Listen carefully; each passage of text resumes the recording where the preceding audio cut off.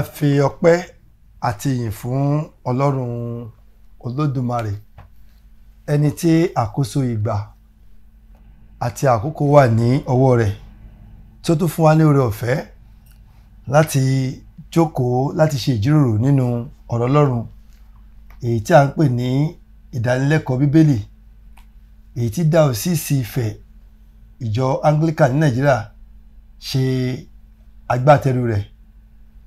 A ṣe ń jíròrò lórí àkòrí ìlànà Ọlọ́run fún ètò ní ibi ọjà, gẹ́gẹ́ bí a ti là á sílẹ̀ fún wa. Ẹ̀kọ́ 27 ojú ìwé 550 ni a ó ṣe ìjíròrò nínú rẹ̀ ní àṣálẹ́ yìí. Èmi nìkan kọ́ ni mo wà níhìn. Ní apá àlàáfíà mi ni a ti ní ọ̀kan nínú àwọn ọmọ Ọlọ́run, màmá wa, láti ṣèjíròrò pẹ̀lú wa ní àṣálẹ́ yìí. Màmá wa, a fẹ́ kẹ́ bá wa kí àwọn aráalé, kí ẹ sì dárúkọ yín fún wọn. Mo kí ẹ̀yin aráalé tí ẹ̀ ń gbọ́ ọ̀rọ̀ wa. Orúkọ mi ni Comfort aya Ẹgbẹ́yẹmí. Ẹ ṣé, àdúpẹ́ mà. Ní apá ọ̀tún. Mo kí àwọn aráalé kú déédéé àkókò yìí. Orúkọ mi ni Mrs. Ọlálékan Roseline. Ẹ ṣé, àdúpẹ́ mà. Orúkọ èmi tí mo jẹ́ atọ́kùn ìjíròrò ti àṣálẹ́ yìí ni Olúwatúnmiṣe Olúwaṣọlá, ọ̀kan nínú àwọn àlùfáà ní Dáósìsì Ifẹ̀. Àdúrà ni wípé ju bí ẹ ti ní èrò tàbí tẹ nírètí lọ, Olúwa yóò ti pàṣẹ ìjíròrò ti àṣálẹ́ yìí bùkún fún ẹnìkọ̀ọ̀kan yín àti àwa náà. Ẹ jẹ́ kí a gbàdúrà. Bàbá wa àti Ọlọ́run wa, dúpẹ́ lọ́wọ́ yín fún oore ọ̀fẹ́. Ìfẹ́ ni pé kí a máa ṣe àṣàrò, kí a máa kọ́, kí a máa sàmì sí ọ̀rọ̀ yín. Jẹ́ bí a ti péjọpọ̀ láti ṣe yìí ní àṣálẹ́ yìí, Olúwa wa bá wa pé. Àmín. A béèrè fún ìtumọ̀, ìkọ́ni, ọgbọ́n, ìmọ̀ àti òye láti òkè wá. Olúwa ẹ fi fún wa. Àmín. Láti pàṣẹ wa àti ọ̀rọ̀ yín tá ó sọ táyàn yóò gbọ́, Olúwa ẹ ṣe wọ́n ní alábùkún fún. Àmín. Àwa náà fúnra yín ẹ bùkún fún wa. Àmín. Gbogbo àkókò tá ó lò lórí ìjíròrò yìí di ọwọ́ yín, Olúwa ẹ gba ìṣàkóso. Àmín. Nígbà tá a bá parí gbogbo káyè yín lógo, Àmín. ní orúkọ Jésù Kristi Olúwa wa. Àmín. Kókó ẹ̀kọ́ tí a yẹ̀ wò òun ni ìwọ yóò ṣe ìṣirò. Bíbélì kíkà wa ni a rí láti inú Lúùkù orí 19 ẹsẹ̀ 11 dé ẹsẹ̀ 26. Màmá wa, ẹ bá wa kà mà. Ẹ gbọ́ ọ̀rọ̀ Olúwa. Nígbà tí wọ́n sì ń gbọ́ nǹkan wọ̀nyí, ó fi ọ̀rọ̀ kún un. Ó sì pa òwe kan nítorí tí ó súnmọ́ Jerúsálẹ́mù àti nítorí tí wọ́n ń rò pé ìjọba Ọlọ́run yóò farahàn nísinsìnyí. Ó sì wí pé ọkùnrin ọlọ́lá kan re ìlú òkèèrè lọ gba ìjọba fún ara rẹ̀ kí ó sì padà. Ó sì pe àwọn ọmọ ọ̀dọ̀ rẹ̀ 10, ó fi mínà 10 fún wọn. Ó sì wí fún wọn pé ẹ máa ṣòwò títí èmi ò fi dé. Ṣùgbọ́n àwọn ọlọ̀tọ̀ ìlú rẹ̀ kórìíra rẹ̀, wọ́n sì rán ikọ̀ tẹ̀lé e wípé àwa kò fẹ́ kí ọkùnrin yìí jọba lórí wa. Ó sì ṣe nígbà tí ó gba ìjọba tán, tí ó padà dé, ó pàṣẹ pé kí a pe àwọn ọmọ ọ̀dọ̀ wọn nì wá sọ́dọ̀ rẹ̀ tí òun ti fi owó fún, nítorí kí ó lè mọ iye èrè tí olúkúlùkù fi ìṣòwò jẹ. Èyí èkíní sì wá, ó wí pé Olúwa, mínà rẹ jèrè mínà 10 sí i. Ó sì wí fún un pé o ṣeun ìwọ ọmọ ọ̀dọ̀ rere, nítorí tí ìwọ ṣe olóòótọ́ lé ohun kíkiní, gba àṣẹ lórí ìlú 10. Èyí èkejì sì wá, ó wí pé Olúwa, mínà rẹ jèrè mínà 5. Ó sì wí fún un pẹ̀lú pé ìwọ joyè ìlú 5. Òmíràn sì wá, ó wí pé Olúwa, wo mínà rẹ tí ń bẹ lé ọwọ́ mi tí mo dì sínú gèlè, nítorí mo bẹ̀rù rẹ àti nítorí tí ìwọ ṣe òǹrorò ènìyàn. Ìwọ a máa mú èyí tí ìwọ kò fi lélẹ̀, ìwọ a sì máa ká èyí tí ìwọ kò gbìn. Ó sì wí fún un pé lé ẹnu ara rẹ náà lé èmi ó ṣe ìdájọ́ rẹ. Ìwọ ọmọ ọ̀dọ̀ búburú, ìwọ mọ̀ pé òǹrorò ènìyàn ni mí, pé èmi a máa mú èyí tí èmi kò fi lélẹ̀, èmi a sì máa ká èyí tí èmi kò gbìn. Èéha sì ti ṣe tí ìwọ kò fi owó mi sí ilé èlé? Nígbà tí mo bá dé, èmi ìbá sì béèrè rẹ̀ tí òun ti èlé. Ó sì wí fún àwọn tí ó dúró létí ibẹ̀ pé ẹ gba mínà náà lọ́wọ́ rẹ̀ kí ẹ sì fi fún ẹni tí ó ní mínà 10. Wọ́n sì wí fún un pé, Olúwa, ó ní mínà 10. Mo wí fún yín, ẹnikẹ́ni tí ó ní lè a ó fi fún, àti lọ́dọ̀ ẹni tí kò ní, èyí náà tí ó ní lè a ó gbà lọ́wọ́ rẹ̀. Èyí ni ọ̀rọ̀ Olúwa. Ọpẹ́ ni fún Ọlọ́run. Ẹ ṣé adúpẹ́ mà. Èròǹgbà wa tó jẹ́ àfojúsùn ìjíròrò ti àṣálẹ́ yìí, àkọ́kọ́ ni láti fi hàn pé a ó gba èrè gbogbo ohun tí a bá ṣe. Èkejì, láti jẹ́ kí ó yé wa wípé a ó jíyìn àti dáhùn sí gbogbo ìṣe wa. Ẹ̀kẹta, kí ènìyàn kí ó mọ̀ pé ipòkípò tí a wà lónìí bí ìgbà tó jẹ́ wípé a fi ń dán wa wò ni. Ọlọ́run ló fi wá sípò. Ohun tá a bá sì ṣe níbẹ̀ a ó sọ fún Ọlọ́run nígbà tí àkókò bá tó. Ká múra sílẹ̀ láti ṣe ìṣirò iṣẹ́ wa. Ìfáàrà, ìpè sí ṣíṣe ìṣirò nìyí. Ìṣẹ̀lẹ̀ tí ó mú kí a ṣe ìṣirò. Gbogbo ọkàn tí a fún ní àǹfààní láti wá sí ayé yìí gbọ́dọ̀ múra sílẹ̀ láti ṣe ìṣirò ìkẹyìn eré ìje. Gẹ́gẹ́ bí a ti kà ní Kọ́ríńtì kejì orí 5 ẹsẹ̀ 10 tí ó sọ wípé gbogbo wa kò ṣàì má farahàn níwájú ìtẹ́ ìdájọ́ Kristi kí olúkúlùkù lè gba èyí tí ó ṣe nínú ara, ìbá ṣe rere tàbí búburú. Èyí jẹ́ sísọ wa pé ọ̀run ni ilé àti ohun gbogbo tí ó ń ṣẹlẹ̀ nínú ayé wáyé níbi ọjà wa. Èyí tí a lè sọ wípé ayé lọjà, ọ̀run ni ilé. Ó ṣe ní láàánú pé ọ̀pọ̀lọpọ̀ nínú ayé ni ó fọwọ́ yẹpẹrẹ mú ọ̀rọ̀ yìí tí wọn kò mọ̀ pé àkọsílẹ̀ ti wà fún gbogbo ohun tí wọ́n gbélé ayé ṣe tí yóò jẹ́ ìdájọ́ fún ẹnìkọ̀ọ̀kan lẹ́yìn ayé yìí. Gẹ́gẹ́ bí a ti fi ìdí èyí múlẹ̀ nínú ìwé ìfihàn orí 20 ẹsẹ̀ 12 dé ẹsẹ̀ 15. Màmá wa ẹ bá wa kà ìfihàn orí 20 ẹsẹ̀ 12. Mo sì rí àwọn òkú àti èwe àti àgbà, wọ́n dúró níwájú ìtẹ́, a sì ṣí àwọn ìwé sílẹ̀, a sì ṣí ìwé mìíràn kan sílẹ̀ tí í ṣe ìwé ìyè. A sì ṣe ìdájọ́ fún àwọn òkú láti inú ohun tí a ti kọ sínú àwọn ìwé náà gẹ́gẹ́ bí iṣẹ́ wọn. Ẹ ṣé àdúpẹ́ mà. Ní àkójọpọ̀ ohun tí a kà nínú ìfáàrà wa ni wípé wíwá sí ayé wa a máa ṣe ìṣirò ohun tí a gbélé ayé ṣe. Nítorí ìdí èyí a ní láti múra sílẹ̀ kí a ṣọ́ra, kí a kíyèsára gbogbo ohun tí a ń ṣe nídìí òkòwò wa, nínú ilé wa, òbí sí ọmọ, ọmọ sí òbí, ìrìn àjò wa àti ìbáṣepọ̀ wa pẹ̀lú àwọn ẹlòmíràn. Nítorí wípé gbogbo ohun tí a ń ṣe báyìí ni Ọlọ́run kọ sílẹ̀. Àdúrà wa ni wípé nígbà tí àkókò bá tó láti farahàn níwájú ìtẹ́ ìdájọ́ Kristi, ọjọ́ ayọ̀ ni yóò jẹ́ fún wa o. Àmín. Kò ní jẹ́ ọjọ́ ẹ̀rù, kò ní jẹ́ ọjọ́ ìbànújẹ́. Àmín. Láì gbára wa lákòókò, ẹ ká lọ sínú ìbéèrè fún ìjíròrò. Ìbéèrè àkọ́kọ́ mo tarí ẹ̀ sí ọ̀dọ̀ màmá wa. Ìbéèrè náà sọ wípé kí ni ohun tó túmọ̀ sí kí a ṣe ìṣirò. A ó ka Lúùkù orí 16 ẹsẹ̀ 1 àti 2. Màmá wa. Ó sì wí fún àwọn ọmọ ẹ̀yìn rẹ̀ pẹ̀lú pé ọkùnrin ọlọ́rọ̀ kan wà tí ó ní ìríjú kan. Òun náà ni wọ́n fi sùn pé ó ti ń fi ohun ìní rẹ̀ ṣòfò. Nígbà tí ó sì pé, ó wí fún un pé, èéṣe tí èmi fi ń gbọ́ èyí sí ọ? Ṣírò iṣẹ́ ìríjú rẹ, nítorí ìwọ kò lè ṣe ìríjú mọ́. Kí ni ohun tó túmọ̀ sí kí a ṣe ìṣirò? Ohun tí ó túmọ̀ sí ni pé ká jábọ̀ iṣẹ́ tí a ṣe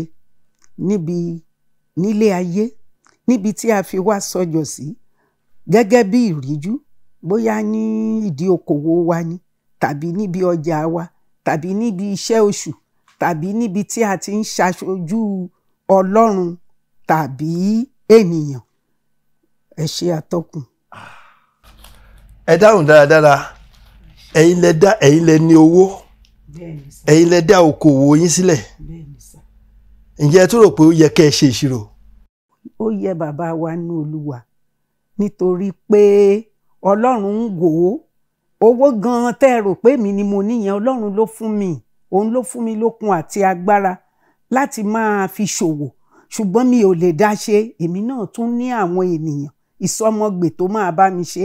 Ó yẹ kí èmi gan-an ṣèṣirò, àwọn ọmọ tó bá mi ṣe náà á ṣèṣirò. Ẹ ṣé bàbá wa.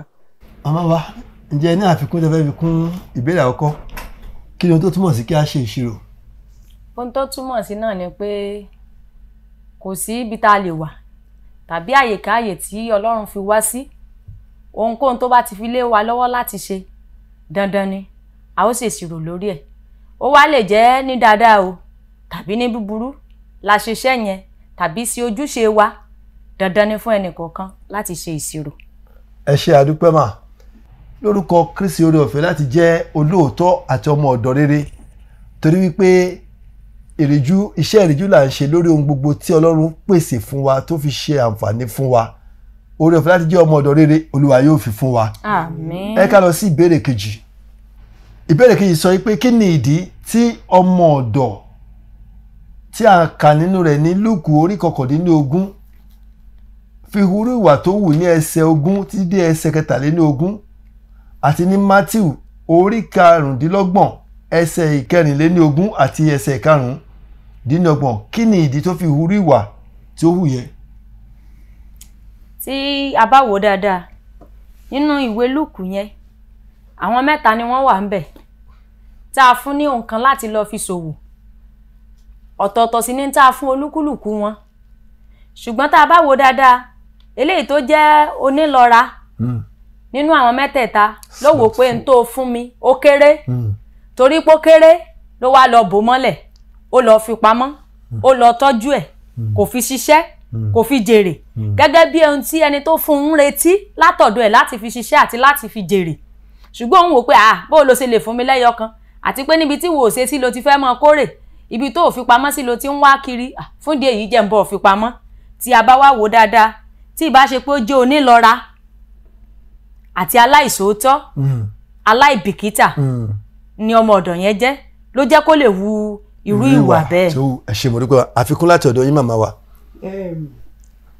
Bí mo ṣe rí ọmọ ọ̀dọ̀ tí a fún ní mínà kan yẹn kò ní ìtẹ́lọ́rùn ni. Ìka ò dọ́gba. Ọlọ́run á fún ẹ ní mínà, ó lè fún ẹ 10, ó lè fún ẹ 50.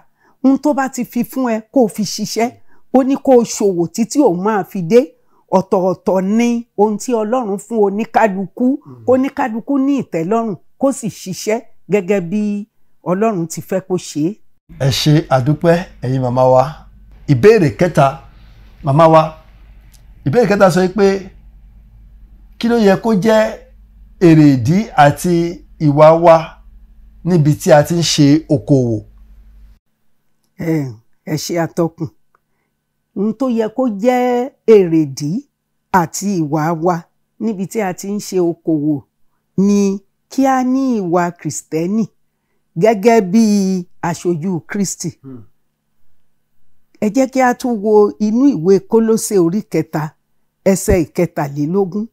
Ó ní ohunkóhun tí ẹ̀yin bá ń ṣe, ẹ máa fi tọkàntọkàn ṣe é gẹ́gẹ́ bí fún Olúwa, kì í sì ṣe fún ènìyàn.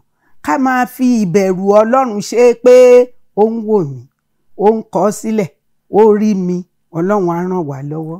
Àmín lórúkọ Jésù. Àfikún.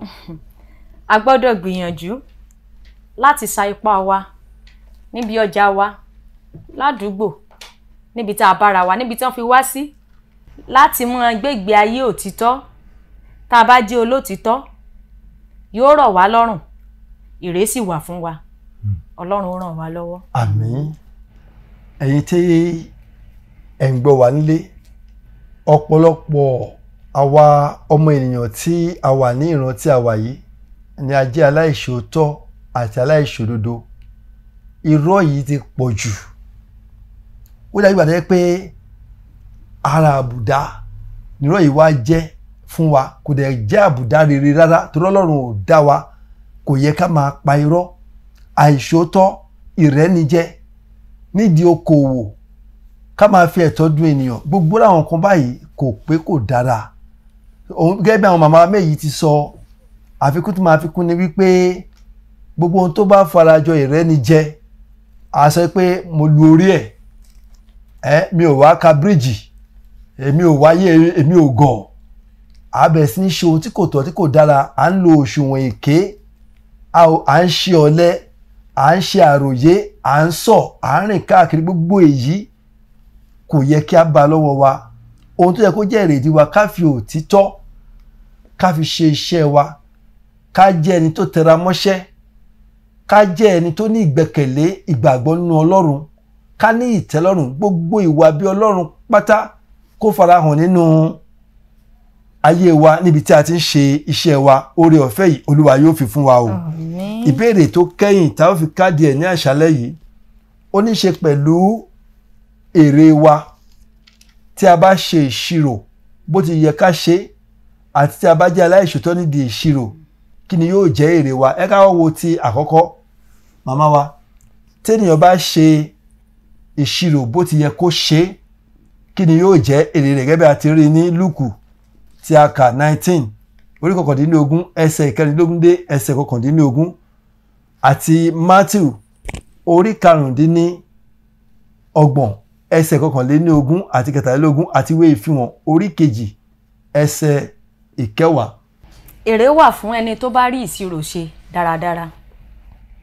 Tá a bá sì wo àwọn ibi tí a kà yìí nínú ìwé Mátíù àti ìwé Lúùkù yìí, gẹ́gẹ́ bí àwọn ọmọ ọ̀dọ̀ méjèèjì tí wọ́n ṣe dáadáa nígbà tí wọ́n jábọ̀, ẹni tó bẹ̀ wọ́n níṣẹ́, ẹni tó gbéṣẹ́ fún wọn, ẹni tó fi wọ́n sípò, ó wá fún wọn lérè. Èrè àkọ́kọ́ tá a lè rí ni pé ayọ̀ ayérayé ó wà fún ẹni tó bá rí ìṣirò rere ṣe. Lẹ́yìn ẹ̀, adé ìyè wà fúnrú ẹni bẹ́ẹ̀. Tá a bá sì tún wá wò dáadáa, kò sí bí a ti fẹ́ ṣe, kò sọ́nà tá a fẹ́ gbé gbà tá a fẹ́ fi lè sọ pé tí mi bá ṣe dáadáa, èrè dáadáa wà fún mi. Rárá, tá a bá ti ṣe dáadáa, èrè dáadáa wà fún wa. Mo dẹ̀ gbàdúrà oore ọ̀fẹ́ tá a fi lè ṣe dáadáa níbi tọ́lọ́run fi wá sí, tá a fi lè jẹ́ olóòótọ́, Ọlọ́run ó yọ̀ǹda ẹ̀ fún wa. Àmín o. Ọ̀yá mà, àfikún sí ìbéèrè. Àfikún tí màá sọ àti àtẹnumọ́ tí mo fẹ́ ṣe kí gbogbo wa mú sọ́wọ́ òun ni pé Ìfihàn orí 2 apala tó kẹ́yìn ní ẹsẹ̀ 10 ó ní ìwọ sáà ṣe olóòótọ́ dé ojú ikú, èmi ó sì fi adé ìyè fún ọ. Ọlọ́run á ràn wá lọ́wọ́. Dé ojú ikú ni o, kì í ṣe mo ṣe olóòótọ́ láàárọ̀ èmi ò tiẹ̀ ṣe mọ́. Ẹ jọ̀ọ́, Ọlọ́run á ràn wá lọ́wọ́. Àmín. Tí a bá wo bí tí a kà í dáadáa ní Lúùkù orí 19 ẹsẹ̀ 14 dé ẹsẹ̀ 19 yẹn, a rí ohun tá à ń pè ní ìgbéga. Ẹ tó jẹ́ pé afúnni mílíọ̀nù 10 ó jèrè 10, wọ́n ní kó lọ ṣe alákòóso. Ó ní ìtẹ̀síwájú, ó ní ìgbéga, kò dúró lójú kan. Ìwọ tó ti ń ṣokòwò ẹ tó jẹ́ pé bákan náà ní láti bí 20 ọdún sẹ́yìn, ṣé o ò dẹ̀ yẹ ara ẹ wò? Ṣé mo jẹ́ olóòótọ́? Ká má gbàgbé ìbùkún Ọlọ́run ní múni là láì fi làálàá àti ìpọ́njú sí. Gbogbo ìwà ìrẹ́jẹ ìwà ìkà tá à ń ṣe, gbogbo àbòsí tá à ń ṣe, kí ló mú wá fún wa? Níbẹ̀ yẹn náà a tún rí i pé inú ẹni tó pè sí iṣẹ́, inú ẹ̀ dùn, ó ní bọ́ sínú ayọ̀, inú ẹ̀ dùn lórúkọ Kristi. Oore ọ̀fẹ́ láti lè jẹ́ ọmọ ọ̀dọ̀ rere Olúwa yóò fi fún wa o. Àmín. Ìbéèrè kejì, apá kejì ń bẹ, wọ́n ní kí ni ó máa jẹ́ èrè wa nígbà tí a bá jẹ́ aláìṣòótọ́ tí a sì kùnà láti ṣe ìṣirò bó ti yẹ kí a ṣe. Ní Mátíù orí 15 ẹsẹ̀ 14 àti 18.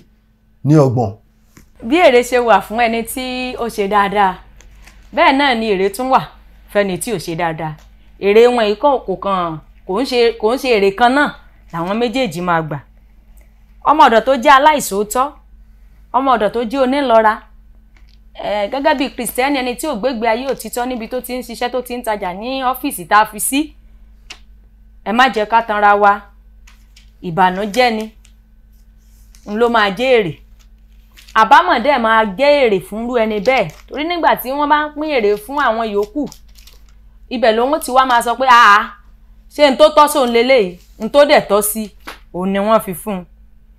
Ẹkún ayérayé, mo gbàdúrà lórúkọ Jésù, a ò ní bá wọn sunkún ayérayé. Àmín. Ẹ ṣé àdúpẹ́ wa màmá wa, àfikún. Ìwé ìhìnrere ti Mátíù orí 15 ẹsẹ̀ 30 ó ní ẹ sì gbé aláìlérè ọmọ ọ̀dọ̀ náà sọ sínú òkùnkùn lóde, níbẹ̀ lé ẹkún òun ìpayín keke yóò gbé wà. Àní jẹ́ aláìlérè lórúkọ Jésù. Ẹ ṣòwò títí èmi ò fi dé. Mo rọ̀ yín, mo bẹ̀ yín kí gbogbo wa ká múra láti dúró ká sì ṣe òwò títí Jésù fi máa dé. Ẹ̀yin aráalé tí ẹ̀ ń gbọ́ wa, a ti fi hàn wá ní àṣálẹ́ yìí o ohun tí ó dára àti ohun tí Olúwa ń béèrè lọ́wọ́ wa, bí kò ṣe kí a ṣe òtítọ́, kí a sì fi àánú, kí a rìn ní ìrẹ̀lẹ̀ pẹ̀lú Ọlọ́run wa. Gbogbo ohun tí à ń sọ láti ìgbà tá a ti bẹ̀rẹ̀ ni wípé kí a ṣe èyí tó dára ní ibi tí a ti ń ṣòwò, níbi tí a ti ń tajà, níbi tí a ti ń ṣiṣẹ́, ìbá jẹ́ wa la ní ilé iṣẹ́ tàbí kí wọ́n gbà wá sí iṣẹ́. Tí a bá rí ọ̀rọ̀ kan tàbí mìíràn tó rú yín lójú nípa ohun tí a ṣe ní àṣálẹ́ yìí tàbí tó ní ṣe pẹ̀lú ọ̀rọ̀ Ọlọ́run, mo bẹ̀ wá kí a tẹ ìbéèrè wa gẹ́gẹ́ bí àtẹ̀jíṣẹ́ sínú fóònù ti WhatsApp ti nọ́mbà tí mo fẹ́ pè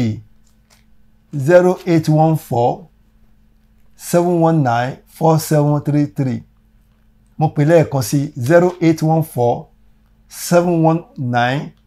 0814-719-4733. Lórúkọ Kristi á dára fún wa. Àmín. Oníwàásù kan wàásù, ó ní a ó bá ẹrù wa níbodè, olè kò ní gbé. Ìyẹn ni wípé ohun tí a bá gbìn òun la máa ká, ohun tí a bá ṣe òun ni a máa jẹ. Ṣé rí Ọlọ́run yìí onídàájọ́ òdodo ni, kì í gba rìbá o, kì í gba àbẹ̀tẹ́lẹ̀, kì í gbé ẹ̀bi fáláre, kì í gbé àre fún ẹlẹ́bi. Ọlọ́run wa ò kì í ṣe Ọlọ́run bùjẹ́bùdànù, Ọlọ́run olóòótọ́ ni. Àwa tá bá ṣe iṣẹ́ wa pẹ̀lú òtítọ́, a ó jẹ èrè rẹ̀. Àwa tá bá sì ṣe pẹ̀lú àìṣòótọ́, a ó jẹ èrè rẹ̀ bákan náà. Ẹ̀yin tẹ́ ń gbọ́ wa nílé, ǹjẹ́ à ń ṣe olóòótọ́ nídìí okòwò wa? Níbi iṣẹ́ tọ́gá ò bá sí nílé, kí lohun tá à ń ṣe? Ǹjẹ́ à ń dé ibi iṣẹ́ lákòókò? Ǹjẹ́ à ń kúrò níbi iṣẹ́ lákòókò tó yẹ ká kúrò ní ibi iṣẹ́? Nídìí iṣẹ́ ńkọ́, ṣé kì í ṣe iṣẹ́ wákàtí kan, ẹjọ́ wẹ́wẹ́ wákàtí 7 tó kù ni? Tó bá rán wa ń ṣe, ǹjẹ́ à ń fi owó jíṣẹ́ tó bá ṣẹ́kù? Irú rìsíìtì wo là ń mú padà wá? Lọ ra nǹkan wá, ata ni mo lọ ra, wọn kì í fún wa rìsíìtì, wọn ní kárata 2000, àrò ní 1005. Ohun wọn ni o, ìlú ni ò dá o. Ṣé kì í ṣe ohun tá à ń sọ nìyí? Ẹnìkan wà lókè tó ń wo gbogbo wa.